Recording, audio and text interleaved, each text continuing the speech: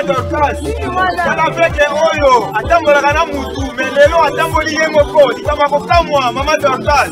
Ah, Badekonangai, avec Atambolakana Moutou, Lelo Atamboli Yemoko, avec Namoutou, avec Yango Azanani, et Maman Moutou Azanani. Tout est possible, Yango Yeye. Tout est possible, Yango Azanini. Tout est possible, Yeye Kotali Sabino, Misala Nini, Oyo, handicapé Basalaka, handicapé Pasa Moutou Lokola Yo, Landaye, Oyeba, Misala Nini. Bandeko balandi ya émission Tout est possible. Oyo ezali émission Nabino, émission Nabiso, émission Oyo Tolobelaka. Mambi nyonso matali ba personne en situation de handicap.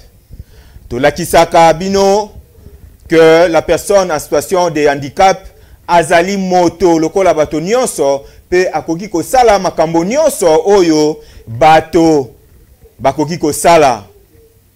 Ezali na mabongisi ya Tata Nzambe oyo sangisi biso na tongo ya lelo pote toyebana kokuta na lisusu na émission na biso na ya mokolo mwalelo. Na mokolo mwalelo tokolobela mingi mambi matali ba ndeko na biso en situation de handicap.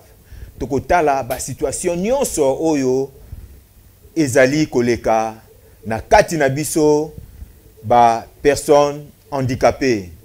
Pe tozali na esengo ya koyamba invité na biso oyo tobengi na kombo ya Ndeko John. Yemoko pe ya ko se présenter lisusu na molai.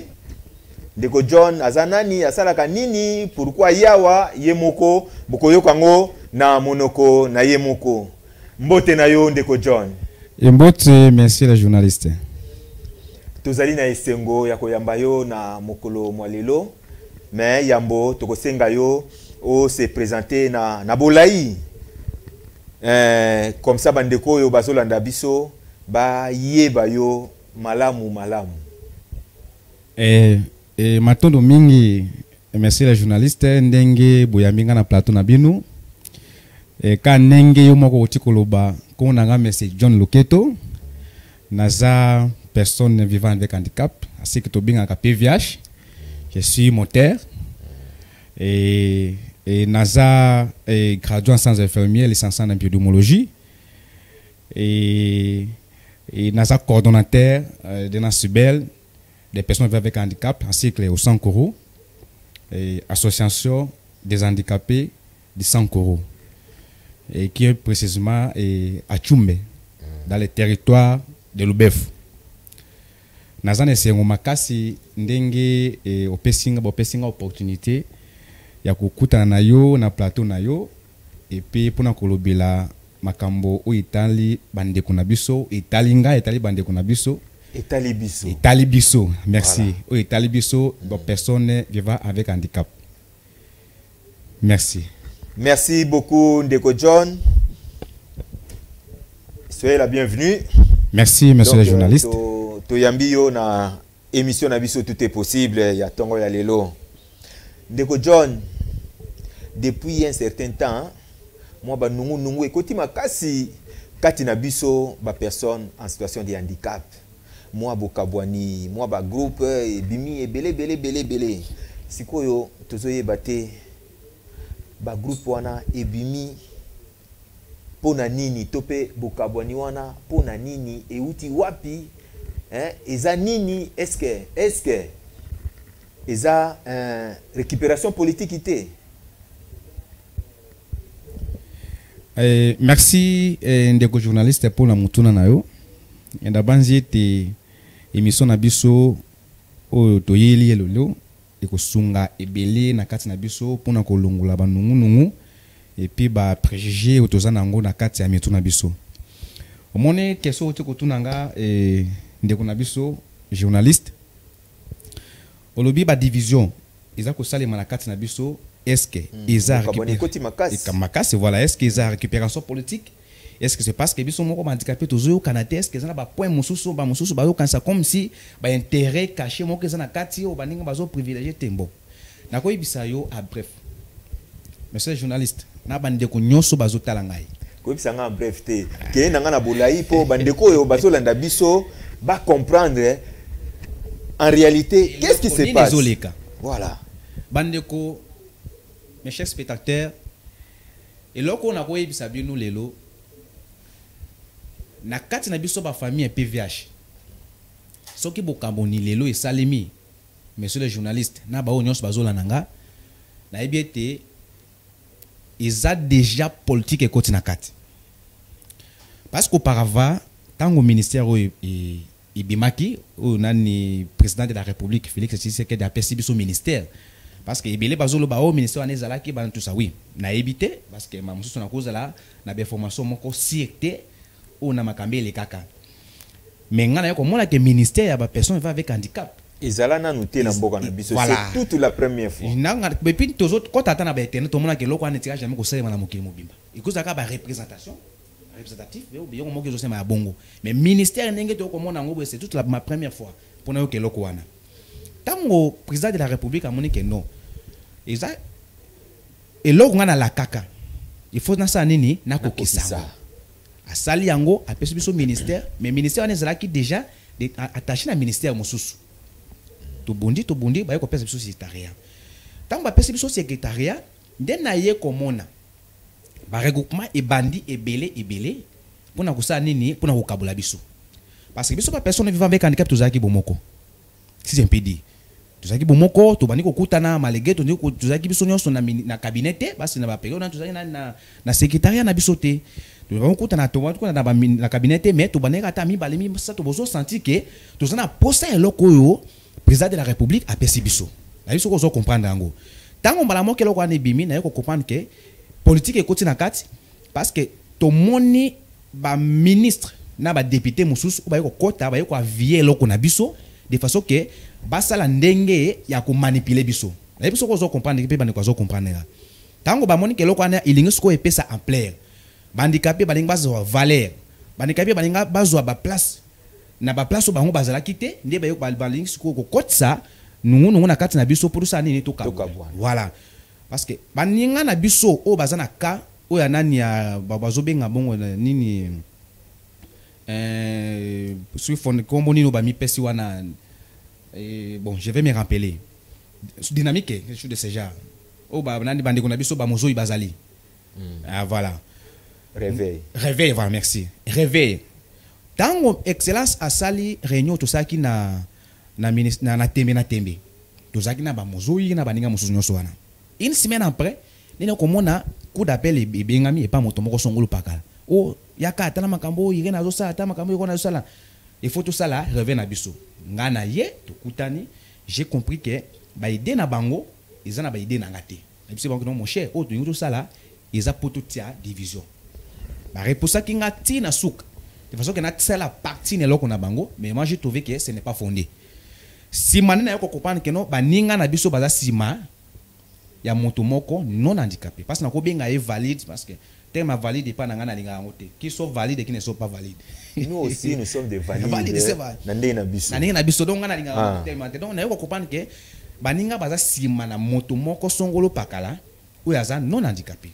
C'est-à-dire soki moto wana pe abimisaki manzaka na ete to yokoloba ke no ba mususu biso moko nde toza kumibundisa c'est pas tona ba intérêt moko te. Donc tant on a mona ililingi ya moto moko simana ya baninga na nga mususu je comprends déjà que c'est la politique. Ou soit balingi ba déstabiliser biso pour to sala ndenge ya ko bongiselo ko na biso te. Parce que ndenge to zui secrétariat boy ils a déjà un pas pour to bongisa ministère na biso. Donc, Ndeko John, ce qui n'a l'andio malamu, donc, oso confirmer que na likamuna biso politique ekoti. Exactement. Donc, ba politicien de balingi ba kabola biso. Exactement. Pour to koma diminuer. Exactement. Force na biso po bandeko balandi ba personne en situation de handicap ya Congo RDC tozali 13% ya population. Donc nous constituons une très grande force. Imaginez. Alors, ce qui n'a landi maloba Yandeko John, ezali que ba politicien de balingi ba kabola biso mo ndambo po force na biso ekoma diminuer. lokola tokozala bokabwani oyo moi azwi mwa ndambu kuna ndambu ake kuna force na biso eza diminuer kasi sikawa nalobi po likambo mususu oyo ezoleka na kati na biso bandeko basusu ebele bazondima te que uto tozwa ministère ba avancer ezali sikoyo nayebi te yo personnellement est-ce que ba avancer na ministère na biso est-ce que ezali et puis soki ba avancer ezali expliquer bandeko oyo peut-être par ignorance ou bien ba yebite hein bazwa moi conscience na oyo etali ba avancer ce qui ezali hein au meka expliquer. Merci monsieur le journaliste. Naroki confirmer avec certitude et courage nyonso le bossa ba ninga nanga ba PVH que non avancer ezali. En tout cas na ko sabino que non avancer ezali mais seulement que tous a distrait. Je m'explique. Oui, bien sûr. Biso ma soto yebi. Tant au ministère oyo Félix président Félix Tshisekedi a perçu biso toujours yeba yango et puis soko tuna ta mon et PVH mususu na balabala a observé que non ministère na biso ba pesaka biso tableau na chaise. Vrai ou faux? Ba pesaka biso tableau na chaise.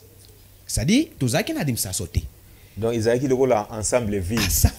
Exactement. Donc ils ont boyé. Ils ont si faut que ça la ngo ko pesa ngo forme. Forme très bien. Ba pesio salle, ba pesio kit na mesa. Ça là sikoyo la kisanga ndenge bino ba handicapé buzaka mayele. Et puis ba sala nini ba pesa mola mwasi. Mais pas un garçon. Ba pesa mola mwasi. Pour parce que quand on a besoin de l'eau c'est comme si balinga ki ba meka pour ba mona est-ce que avancement ekozala. Ce qui est zate pour passer comme ça que non bon ni bien ko bozoluka. Tu vois un peu ça. Mais tango maman Irène maman wana ye ala kisi ba compétence na ye a sali en plus parce que ebela baninga na biso mususu ba kanisaka comme si ba pesu yo ministère donc ministère wana azana makoki siko ya kozwa charge ya handicapé nyonso de la République. Bon d'une part eza responsabilité na ye. Il y a un ministère, je ne parle pas d'une personne, je parle d'individualité. Parce que quand je parle du ministère, tout le monde voit maintenant Irène. Voilà, structure. Je parle maintenant de structure. Tu as la structure voilà. Ministère. Ministère. Donc, quand on a un ministère, mais c'est John, mais c'est tel. Non, moi je parle maintenant du cabinet, je parle du ministère. Voilà. Et structure, ministère, il y a pas PVH. So, yo mongo tango zo moyoka, mais c'est John Azol Makamboya. Structure à PVH, oui, na katikuna. Donc, tu prends X et pense valeur, vous allez passer pense valeur. Donc, qui travaille là-bas? Tant que le ministère, tout ça qui n'a d'administration sauté. Alors que le ministère a une limite. Là, il faut vraiment qu'on soit clair. Tant qu'il y a à travailler, à mon avis, non. Et là, on a pensé à une valeur, on a bimisa, écoute, chambre haute. Pour baninga, ya baninga na ministre, basunganga. Pour voter la loi de façon que lobby le kolanga na handicapé moninga na tous ça handicapé zona ba famille handicapée dans le monde dans l'étendue territorial bazwa valeur aye asali nani eloko to bengi degré donc on est côté ce qu'on a ba street tu vois un peu ça et hoyo sikoyo handicapé azwi valeur parce que monsieur journaliste en tout cas excusez-moi mon c'est ça makambo oyo ko ibimaka bon to ilekela rapide to yoka rangote. Parce que depuis qu'on a boutama na tikala jamais. Et alors non plus jamais comme on a un handicapé à postuler. Ngamoko, je suis un cadre universitaire. Pour bazouanga l'université place natanga. Ça qui passe. C'est tout un problème. Tout un problème. C'est tellement que bah il comprendre que non je suis intelligent, mais je suis quand même intelligent. Oh non, tu peux ça chance. Et bela baninge belé bah yoko zata atwa nani valeur na campus. C'est parce que le ministère, il y a vivre ko pesa handicapé valeur. Et oyo to éviter mo komona mamuso ata pona ba nomination, oyo zo ya lobby, o mona ba soki zamba songi biso ata monko ba nommer place tel pona nini, c'est parce que musala et salama na cabine na nani na ministère. y a PVH. Bien qu'il y ait imperfection, ils ont parce que les années bâtons, ils ont dit que rebond des osans moussala, ils ont bâtonné bas osala. Donc les imperfections ne peuvent pas marquer. Mais au place de biso outaki, na place de biso commis, il y a des avancées. Voilà, il y a des avancements. Mais les imperfections ne marquent pas. D'où imperfection on a tout yo talango. Hein, lobby avec le temps, au fur et à mesure tout ça va avancer. Oui, exactement. Exactement. Mais baninga nanga ba PVH va comprendre que parce que tous zalaki vraiment dans les nia parce que réellement tout ça qui na valeur était. Mais président de la République a ko bimisa biso ba PVH pour appeler ça biso valeur. En titre d'exemple, na beach. Bon on quand même handicapé bazaki na moi et là comment on va vivre na beach. Ce qui est comme le bâtiment makambo nebi to kokoma ngokuna to comme le makambo ata ba manicité bon excusez na passé voilà anticiper en otepo point wana vraiment il faut to beta très bien il faut vraiment to le belango très bien merci ce que le moni est belé to ba handicapé belé ba komi ba manzana ba balabala ba ne c'est pas ça ba kangelo kwana so ba nani ba sai bo ba kangelo kwana so ba cause na biso ba ministre ba député ba tout ça passe ba au moins comme si handicapé alingi azala lokola ye. Parce que les handicapés, ils ont un bon place, ils ont limité, ils ont un Kinshasa. Mais ce que tu as handicapé, c'est un vélo, tu as un handicapé, tu as un député, tu vas faire ça, pas bloquer. C'est-à-dire pour vous dire que avancement, ils ont place de Zalaki, na place de Komilelo. Merci beaucoup, Ndeko John. Ba avancer Zali pour ici quand outil, na ici quand komi, il y a quand même des avancées. Oyo Ndeko ameki ko talisa que il y a des avancées. Sikoyo Ndeko John mikolo eleka ki kuna pe recrutement moko esalemaki na niveau ya ENA o tobengi École nationale d'admission recrutement esalemaki pour na bandeko oyo bakozala na makoki ya kosala na secrétariat général oyo ba pesa biso ba personne handicapée sikoyo na yebité likamongo ya recrutement pe et salaki makelele po ba les concernés ezaki ba personne handicapée mais na recrutement na ba représentant qui faible pourcentage tout le monde qui bazaki dominé na bandeko na biso oyo ba bengi bon soi-disant ba valide ou ba non personne non handicapée voilà donc bango bazaki dominé na recrutement wana mais na sepela ki sima mikolo to monaki ministère na biso et récupérer ki situation na et sali lisusu recrutement mais depuis masolo ngo pesalemi bandeko bazobenga na ba téléphone mais makambango ekomi wapi Ndeko John maloba mboka yo monsieur journaliste ilo kwana epesanga pe ndeko na yo obiso ko passe epesanga passe parce que c'est là que betanga pe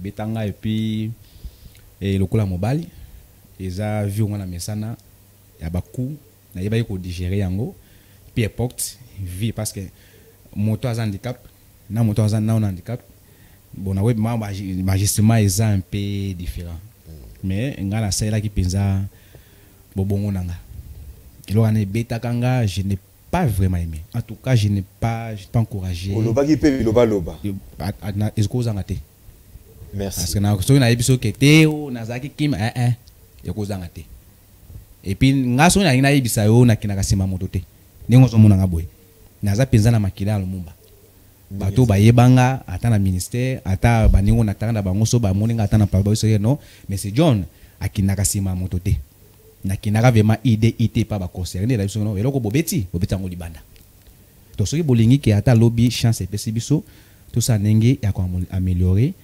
ba marche na biso.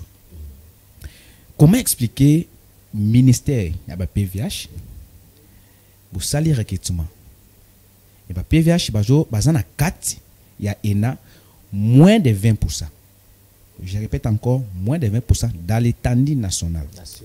donc ezaki na ba province mususu bandikapi bazaki te bazaki représenté te ezaki na ba province mususu mibale babimisi bakombo na bango et après tu vois que non ENA à reconnaître bango te to moni ENA publié mais tu vois que simabo ah kombo eza souté nga na za ngo ordinateur na nga na mona koma camarade na biso moko j'étais son nom et bima na ko yoka benga na province mais si l'administrateur parce que naza administrateur ya groupe ya munene ya ba PVH dans l'état national groupe ya WhatsApp ozo mona ba komi la famille PVH RDC nga mona créa kango donc naza un peu plus beaucoup reconnu na bandikapi ata ba bazana ba province ata ba bazana kina bazana numéro nanga mais c'est John mais comment ça na bine mon cher et là on a moni ils avaient vraiment sous de sérieuxité ils avaient vraiment sous de sérieuxté c'est parce que et loco imaginez et loco na biso mais au possible biso chasteté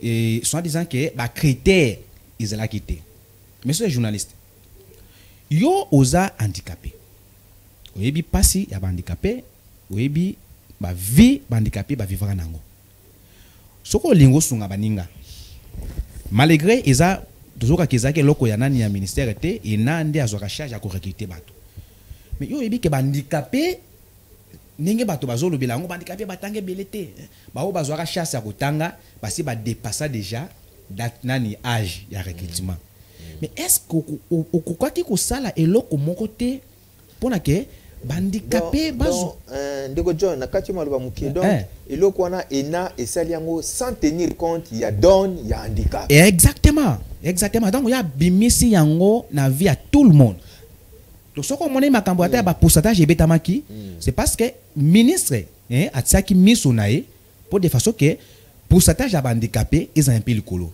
mais malgré lo kabundaki wana rien akokaki te bon na ebité sur la mususu azaki fermé ou soit timbala mususu la féminité ou soit timbala mususu ndenge biso toza handicapé et puis personne ne pouvait le parler et puis ne pouvait pas prendre soin de ça parce que peu importe nani et effort ou excellence à sala ki yango tozaki na minimum ya handicapé tozaki na sana biso donc les personnes non handicapées bazaki ebele ça c'est un tango to leki parce que ngapé na yako kozala adumi après ba recours ba yako ndimanga na sali bazozela que non OK résultat ezoya tozeli résultat yeko bima si ma résultat ko bima imaginez moins de 20% tozalaki wana donc kati lisusu bato misusu est-ce que kotika na loba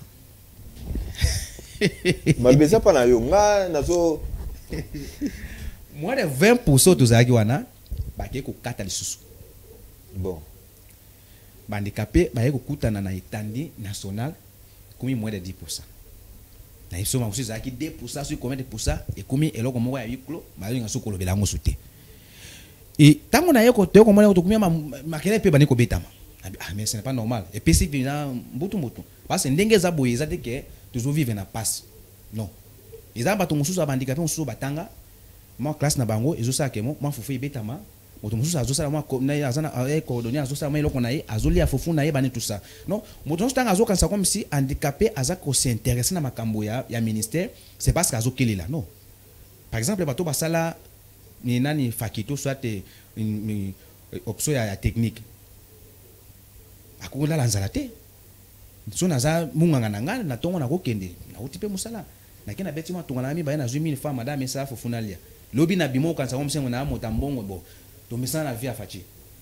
Tu veux ça. So baninga mususu wana.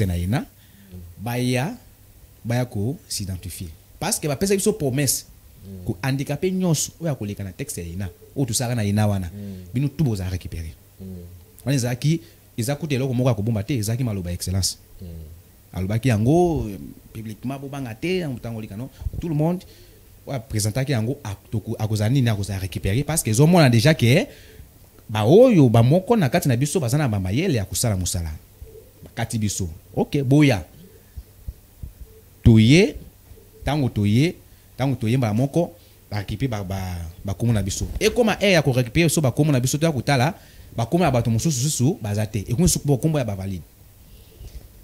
Oui, éviter ndeko John.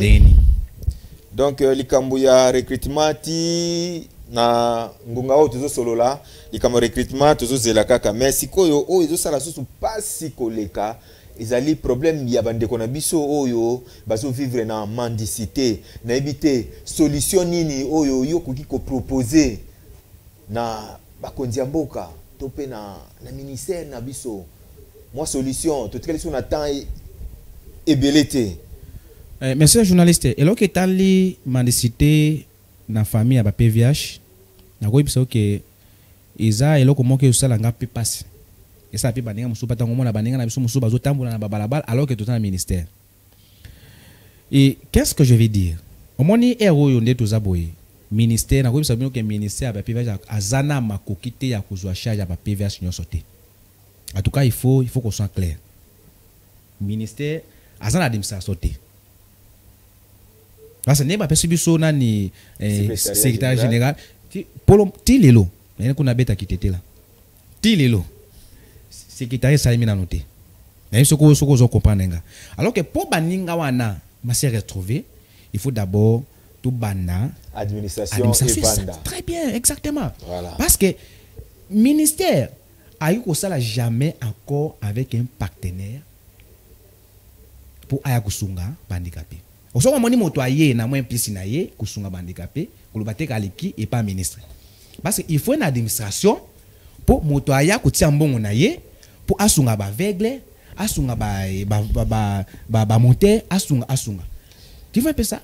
Merci donc, beaucoup. Et proposition, excusez, proposition on a ko pesa yo. Loko na biso ba pesa biso a bandeko balandi. Oh, ouais, bandeko balandi pas bon yo moto tinga question. Proposition on a ko pesa bandeko balandi. Ndenge tozwa nani secrétariat na biso tozala peser total lo lenge au secrétariat azoya ko fonctionner ensemble avec les cabinets oyo moto ya kuti ma mususu excusez oyo biso to monaki yango mabe na kati ya cabinet ma mususu secrétariat akoya ko performer yango pour abongisa yango tango tokozwa na secrétariat na biso tokuta sous cabinet te tazo komi ya na administration. So l'administration ça me dit que mon ibimi donc mon amososo mon ibimi na secteur ya ba aveugle qu'est-ce qu'il nous faut faire pour tout diminuer tout ya ba aveugle ya mendicité ba monter parce qu'est-ce qu'il faut mais tu vois ce que écouter na secrétariat mais on nenge tout ça na makambo ya nani ya ministère ya pas maboye mon cher à tout cas mbutu de kozale tous aka apaiser il sait que avec le temps ça va s'améliorer. Oui ndeko John en tout cas tu komi vraiment kokita ngonga ekei tokomi kokita na ebite maloba na yo ya suka po na émission oyo maloba ya suka ozokanisa nini po na ba PVH et puis opesi bato mibale mbote eloko na koyebisa baninga nango bazotalanga ba PVH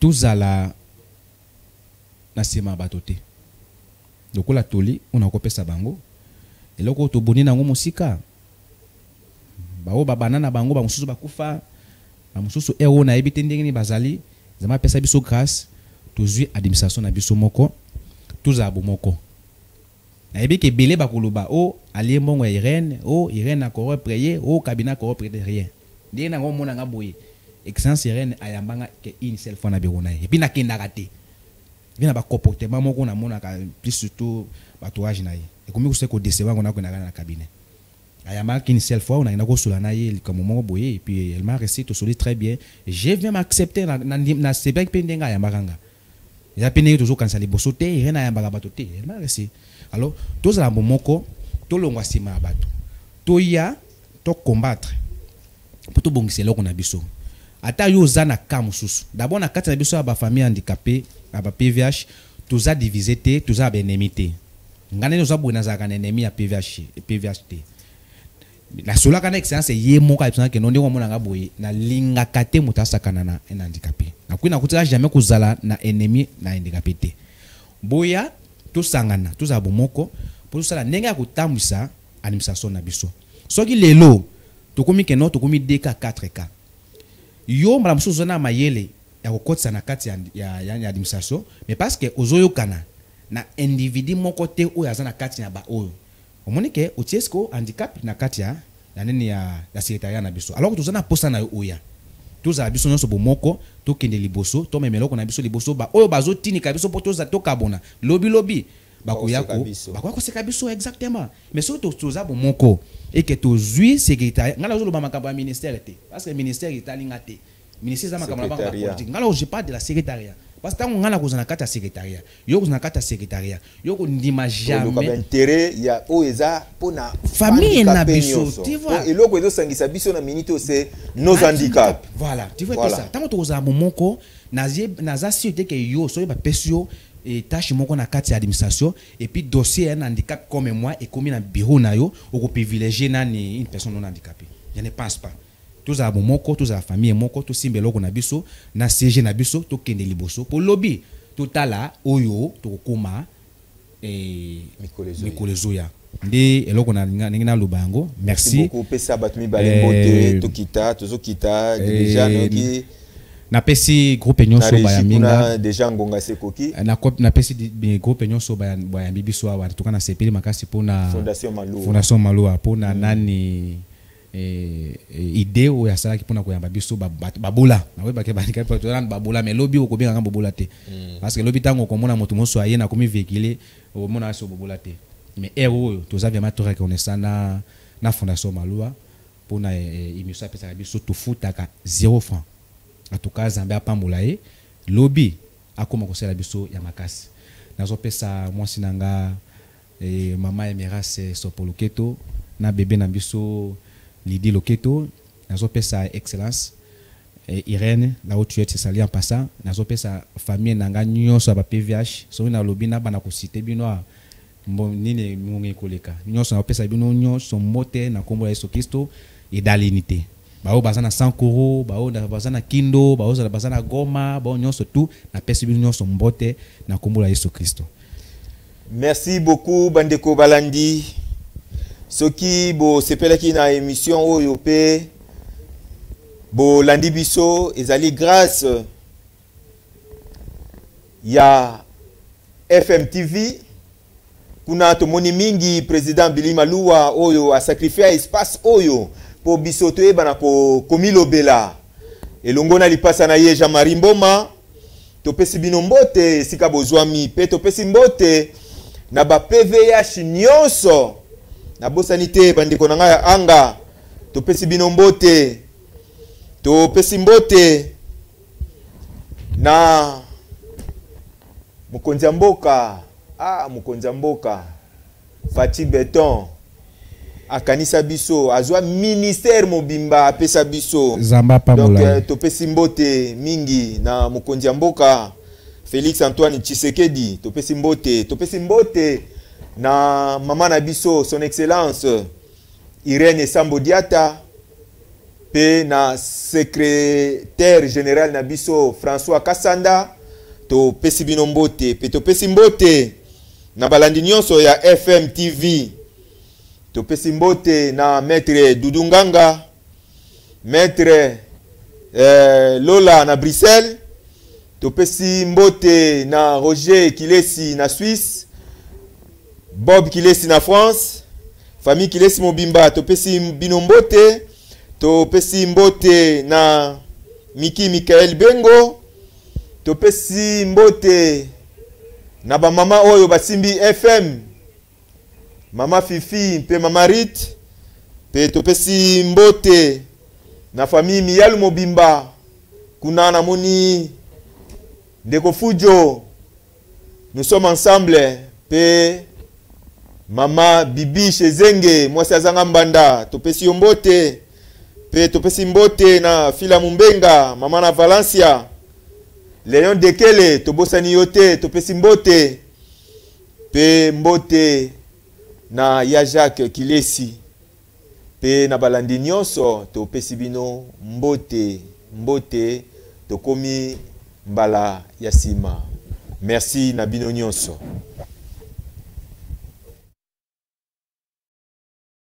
Kala fete oyo atambolaka na mutu melelo atamboli ye moko likama kokamwa mama Dorcas.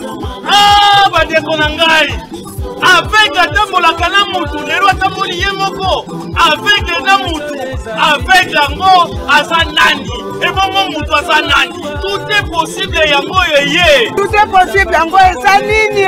Tout est possible eye kotalisa bino misala nini oyo bandikape basalaka. Handicapé pas à mutu lokola yo landa ye oyeba